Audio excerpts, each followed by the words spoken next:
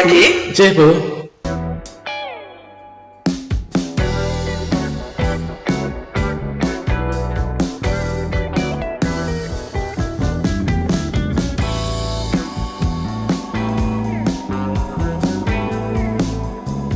Ya.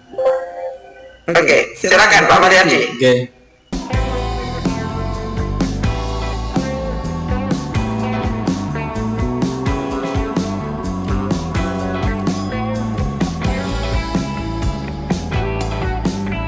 Sampun kelihatan nih, Bu. Sudah. Oke, baiklah. Assalamualaikum warahmatullahi wabarakatuh. Bu Lise, Bu Indah, serta Bapak Ibu yang lain. Terima kasih atas waktunya. Pada PPL 3 besok itu nanti seperti pada rencana yang sudah saya lakukan, yaitu saya akan menerapkan yaitu pembelajaran untuk kelas 5 semester 2 tema 9 subtema 1 pembelajaran yang ke-1. Yang mana di sini saya itu mengalokasikan waktunya adalah 4 kali 35 menit atau nanti kalau saya hitung itu 140 menit. Nah, seperti itu. Kemudian untuk KI-nya ini saya rasa sama dengan yang lain. Kemudian saya juga berterima kasih kepada rekan-rekan yang telah memberikan banyak masukan, Bu Yesi dan kawan-kawan terhadap RPP ini. Kemudian di sini untuk indikatornya yang bahasa Indonesia itu kita menemukan informasi dari iklan media cetak yang disajikan. Nanti dengan cara saya bagikan majalah dan mereka mencarinya, menyajikan informasi yang ditemukan dalam iklan media cetak secara lisan seperti itu. Kemudian dari PKN-nya ini dari menggali manfaat persatuan dan kesatuan untuk membangun kerukunan hidup. Indikatornya menemukan manfaat persatuan dan kesatuan untuk membangun kerukunan hidup. Nah, kemudian menyajikan hasil penggalian tentang manfaat persatuan dan kesatuan untuk membangun kerukunan. Ini adalah indikator yang 441, mempresentasikan hasil penemuan manfaat persatuan dan kesatuan untuk membangun kerukunan.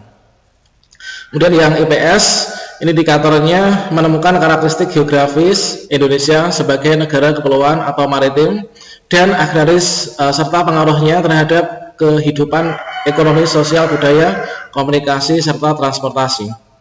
Kemudian mempresentasikan hasil identifikasi karakteristik geografis Indonesia sebagai negara kepulauan dan maritim. Kemudian untuk tujuan pembelajarannya ini dengan mengamati PPT tentang kenampakan alam, nanti siswa itu dapat menyebutkan kenampakan alam secara tepat.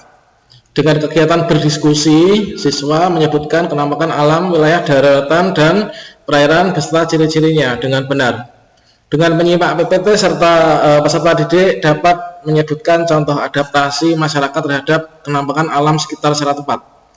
Kemudian yang keempat, dengan kegiatan mengamati iklan, peserta didik dapat menyajikan hasil kesimpulan isi teks paparan iklan, media cetak secara lisan dan tertulis secara rinci. Yang kelima, dengan kegiatan mengerjakan latihan menjawab soal mengenai hidup rukun, peserta didik dapat menjelaskan manfaat hidup rukun dalam kehidupan bermasyarakat dengan benar. Dan untuk materi pelajarannya ini adalah kenampakan alam, adaptasi terhadap kenampakan alam, kesimpulan isi teks paparan iklan media cetak, kemudian menjelaskan manfaat hidup rukun. Untuk metode pembelajarannya ini TPACK, Problem Based Learning, dengan teknik saya rasa sama dengan yang sudah dibacakan Bu Rina tadi. Kemudian untuk media yang saya pakai nanti proyektor PPT dengan menggunakan PPT. Dan juga gambar contoh iklan yang saya peroleh dari majalah yang saya bagikan per kelompok. Dan sumber belajarnya ini kita dari internet dan juga buku siswa dan juga buku guru. Kemudian untuk pendahuluannya ini adalah kita alokasikan 15 menit, yaitu dimulai dari salam, kemudian dilanjutkan dengan berdoa, kemudian kita membahas apa itu pentingnya doa. Kemudian siswa kita ajak menyanyikan lagu Indonesia Raya untuk menanamkan semangat kebangsaan. Kemudian siswa kita meminta kerapian diri dan kelas. Kemudian kita berikan apresiasi. Setelah itu kita sampaikan hari ini kita belajar apa, tujuannya apa, dan manfaatnya apa terhadap siswa. Kemudian mereka menyimak penjelasan tentang pentingnya sikap disiplin. Nah, kemudian untuk fase 1 ini saya alokasikan 15 menit. Ini adalah untuk fase 1 ini kita tunjukkan melalui slide PPT kepada siswa berisi gambar iklan air mineral di pegunungan dan sampah seperti itu. Kemudian peserta didik mengamati gambar yang ditunjukkan, kemudian mereka menjawab ya, tanya jawab kami ini tentang isi gambar dari PPT ini. Kemudian peserta didik itu kita minta untuk memberikan tanggapan dan pendapat terhadap gambar atau foto yang ada dalam PPT itu. Peserta didik diberikan kesempatan untuk menetapkan permasalahan dalam bentuk pertanyaan berhubungan dengan gambar yang telah diamati. Misalkan gambar 1 itu isinya apa, gambar 2 itu apa, kemudian apakah isi iklan di atas itu, kemudian apa hubungan gambar 1 dan 2, mengapa jika di lingkungan kotor itu bisa menimbulkan banyak penyakit, kemudian apa sih manfaat hidup rukun. Kemudian yang fase kedua ini adalah 15 menit. Ini siswa ini karena jumlahnya hanya ada 6 anak, jadi kita bagi menjadi 3 kelompok, masing-masing kelompok itu terdiri dari 2 anak. Kemudian peserta didik kita berikan beberapa majalah per kelompoknya untuk mencari iklan itu. Kemudian mereka kita bagikan LKPD. Kemudian siswa ini kita bantu untuk mendefinisikan dan organisasikan tugas belajar yang berhubungan dengan apa yang ada di LKPD. Kalau ada kesulitan kita pancing-pancing seperti itu. Dan untuk yang fase ketiga ini 30 menit, ini peserta didik ini mengumpulkan informasi untuk membangun ide mereka sendiri dan memecahkan masalah yang ada pada LKPD terkait dengan mengapa terasering, mengapa di sana air mineral dan dari kesimpulan iklan itu. Kemudian siswa itu berdiskusi dalam kelompok mencari solusi terkait dengan masalah yang telah diidentifikasi. Kemudian peserta didik melakukan penyelidikan, mulai melakukan penyelidikan pada LKPD-nya. Kemudian guru membimbing penyelidikan yang dilakukan. Kemudian di fase 4 ini 30 menit peserta didik ini mencatat hasil penyelidikannya. Kemudian mengolah hasil penyelidikan yang diperoleh dari kelompoknya itu. Kemudian mereka menjawab LKPD dari hasil finalnya. Kemudian peserta didik menyimpulkan hasil penyelidikan. Kemudian yang fase kelima ini alokasi waktunya itu 20 menit. Ini siswa dan guru mengevaluasi hasil penyelidikan melalui diskusi kelas.